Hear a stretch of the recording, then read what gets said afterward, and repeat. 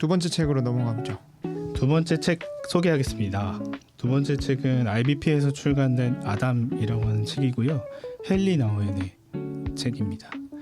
헨리 나우엔이 그의 인생의 마지막 10년을 보낸 곳 바로 라르시라는 공동체인데요. 그 라르시 공동체는 그 장애인들이 함께 모여서 공동체를 이뤄서 살았던 곳이고요. 1964년에 프랑스 철학자인 그 장 바니에라고 하는 분이 그 공동체를 이뤄서 함께 살아왔던 그 작은 공동체들입니다.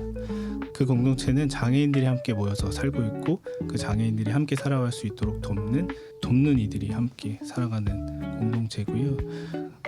오랫동안 그 교수와 또 저명한 그 저술가로 활동해온 헨리 나우엔이 그의 모든 그 인생 커리어의 정점을 찍었을 때 이 라르시 공동체로 들어가서 그의 인생의 마지막의 시간들을 보내게 됩니다.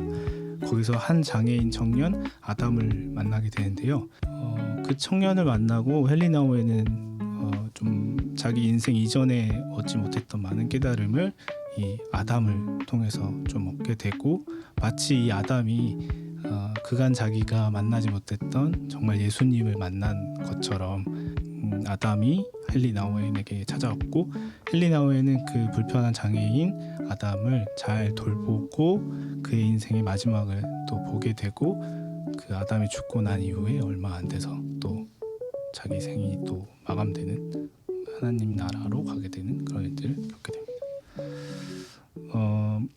제가 이 책을 선정한 이유는 가장 신이 아닌 것이지만 가장 신의 모습을 보여줄 수 있는 게 뭐가 있을까라고 생각했을 때 이 아담이라고 하는 책이 번쩍 생각이 나더라고요.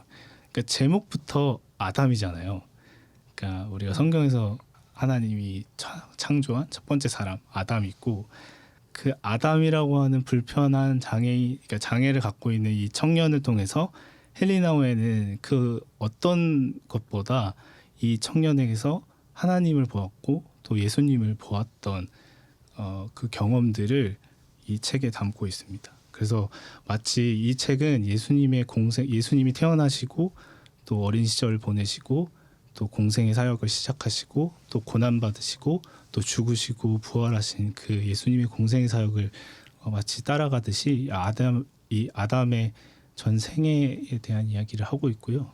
그 생애와 함께하며 헨리 나우엔이 느꼈던 그 아담의 모습을 통해서 본 예수님의 모습, 또 하나님의 모습을 이 책을 통해서 나누고 있는 책입니다.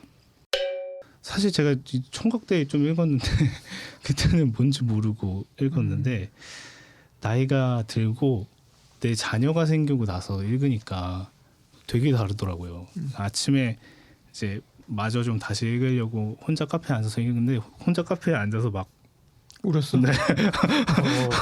그 아담의 마지막 장면을 이제 숨이 멎는 그 마지막 장면을 읽는데 이게 되게 가슴 찡하더라고요.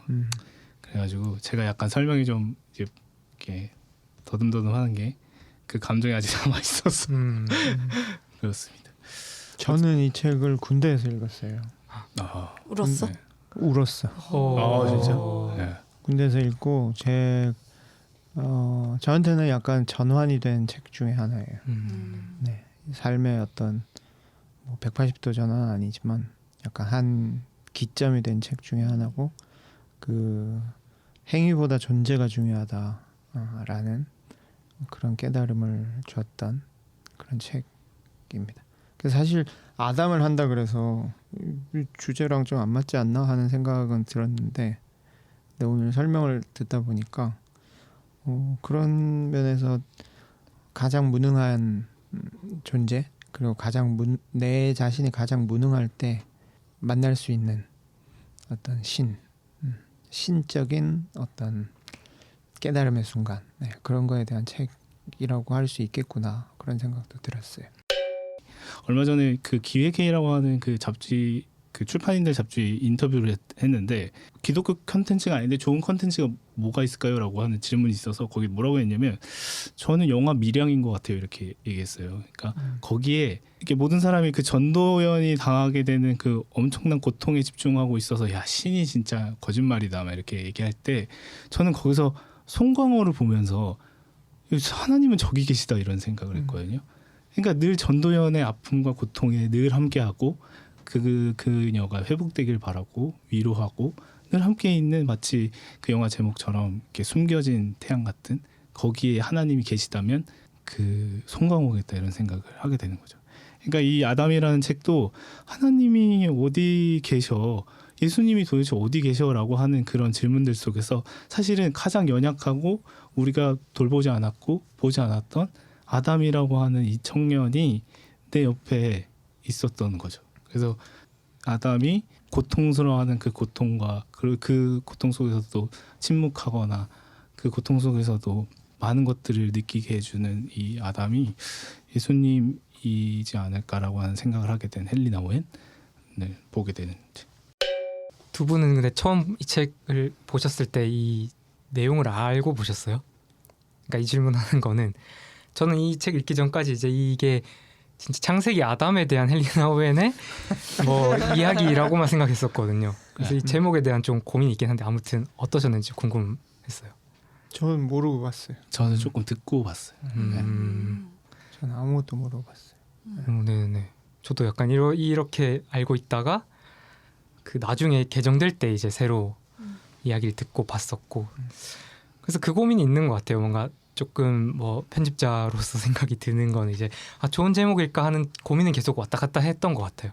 아담 했을 때 헨리나 오웬이 아담이 됐었다 하면 당연히 그 아담만 떠올릴 테고 이 그 주제를 좀 더 명시적으로 보여줄 수 있는 제목이 뭐가 있을까 뭐 이런 생각도 하게 되는데 근데 읽은 사람으로서는 이 아담이라는 제목이 되게 가지고 있는 함의가 되게 깊다고 생각이 들고 그러니까 어쨌든 그 소설이든 뭐든 이 제목을 사람 인물 이름으로 넣는다는 걸 굉장히 거기에 많은 무게를 부여한다는 의미이고 또 아담이라는 게 말씀해 주신 것처럼 인간이라는 의미도 사실은 있으니까 이게 중의적인 의미도 가지고 있는 것 같고 그래서 읽고 나면 되게 좋은 제목이다 싶고 또 듣는 분들도 이런 내용이니까 또 참고해 주시면 좋겠다 싶네요.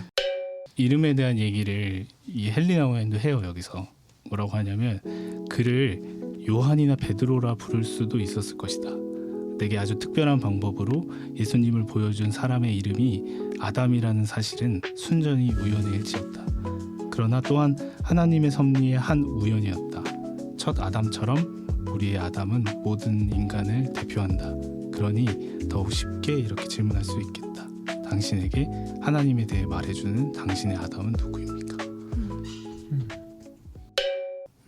또 올 거예요? 뭔가에 좋네요.